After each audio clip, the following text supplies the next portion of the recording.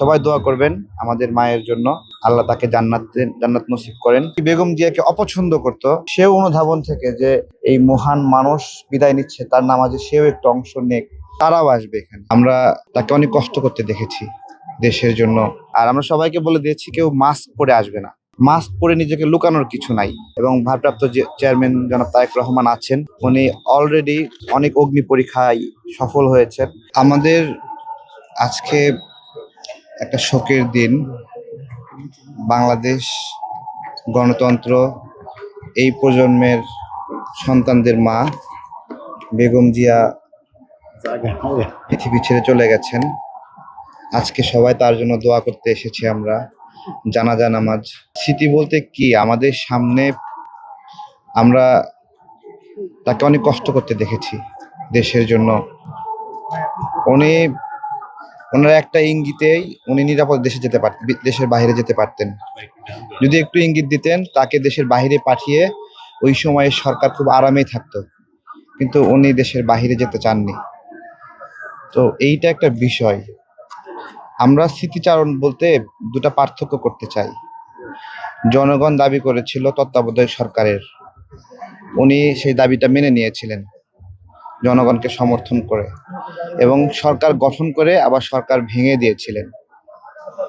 এইটা বাংলাদেশের অন্য কোনো রাজনীতিবিদ, কোনো রাজনৈতিক দল সাহস করতো না, এবং পেলে একবার আর ছাড়তো না। 2014-এর কথা আপনাদের মনে আছে, সবাই বলছিল খুব দ্রুত আর একটা নির্বাচন হবে, তাই না? কিন্তু এই যে সুযোগ পেয়ে আর কেউ ছাড়ে না, এটাই বেগম জিয়া এবং অন্যদের মধ্যে একটা পার্থক্য। আজকে ওনার জানাজা নামাজে আমরা সবাই আসছি। আমরা সোশ্যাল মিডিয়ায় দেখেছি যে অনেক ধরনের উস্কানিমূলক বিষয় দেখেছি। গণমাধ্যমের মাধ্যমে সবাইকে বলে দেই, এইখানে কোনো মব হবে না, এইখানে কোনো নেতিবাচক স্লোগান হবে না, এবং কেউ যদি এটা করতে চায় তো এটা নাগরিকরা তাদেরকে চিনবে তারা কারা। এখানে বিভিন্ন মতের মানুষ নামাজ পড়তে আসছে। এমনকি বেগম জিয়াকে অপছন্দ করত, সেও অনুধাবন থেকে যে এই মহান মানুষ বিদায় নিচ্ছে, তার নামাজে সেও একটু অংশ নেক, তারাও আসবে এখানে। তো আমরা গতকালকে বসেছিলাম যে সবার নিরাপত্তা যেন নিশ্চিত হয়। বিভিন্ন ধরনের স্লোগান সোশ্যাল মিডিয়ায় লিখে দিচ্ছে, এই স্লোগান দেন, ওই স্লোগান দেন। আমরা বলছি দোয়া হবে এখানে, দোয়া। আমরা চিৎকার করতে আসিনি, দোয়া করতে আসছি।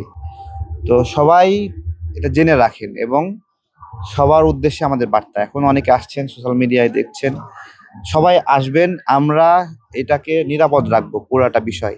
আর কেউ যদি কোনো উদ্দেশ্য নিয়ে আসে, আর আমরা সবাইকে বলে দিয়েছি কেউ মাস্ক পরে আসবে না। মাস্ক পরে নিজেকে লুকানোর কিছু নাই। কেউ কিচ্ছু করবে না এখানে, সবাই নিরাপদ থাকবেন। এখান থেকে কেউ গ্রেপ্তার হবে না, আমরা আশ্বস্ত করছি। আমরা এই বিষয়ে কনফার্ম হয়েই বলছি, এরকম না আমি একটা ভিন্ন দলের, কিন্তু আমি বসেছি, আমি কথা বলেছি।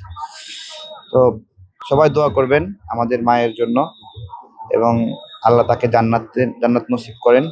এবং ভারপ্রাপ্ত যে চেয়ারম্যান জনাব তারেক রহমান আছেন, উনি অলরেডি অনেক অগ্নি পরীক্ষায় সফল হয়েছেন। সর্বশেষ গণ অভ্যুত্থান যখন বন্ধ হয়ে যাওয়ার ইঙ্গিত পাচ্ছিলাম আমরা, তখন কিন্তু উনি আগে থেকে বুঝে গেছেন, এবং এই ছেলেপেলেগুলো আন্দোলন বন্ধ করে দেবেই। এটা একটা হিসাব। এদেরকে ধরবে, এদেরকে ভাত খাওয়াবে, তারপরে বলবে যে আমরা আন্দোলন থেকে প্রত্যাহার করতেছি, সরকারের প্রতি আস্থা জ্ঞাপন করছি। ওইটা কিন্তু বুঝতে পেরেছিলেন, এবং বুঝেই 3 দিন আগে থেকে বিভিন্ন রাজনৈতিক দলকে নিয়ে উনি বসছিলেন, বারবার মিটিং করছিলেন। এই যে একটা অগ্রিম গ্রুমিং, এটা উনি একটা পরীক্ষা দিয়েছেন, একটা সঠিক সময়কে কাজে লাগানোর পরীক্ষা। আশা করি বাংলাদেশকে উনি সামনে সুন্দরভাবে সাজাবেন, আমরা ভরসা রাখতে চাই। এই মুহূর্তে প্রধানমন্ত্রী হওয়ার মতো কে, সেটা আমরা জানি, এবং তার জন্য আমরা দোয়া করি তিনি যেন সফল হন। অনেকভাবে ব্যর্থ করার চেষ্টা করা হবে, আমরা সবাই মিলে তাকে সহযোগিতা করব।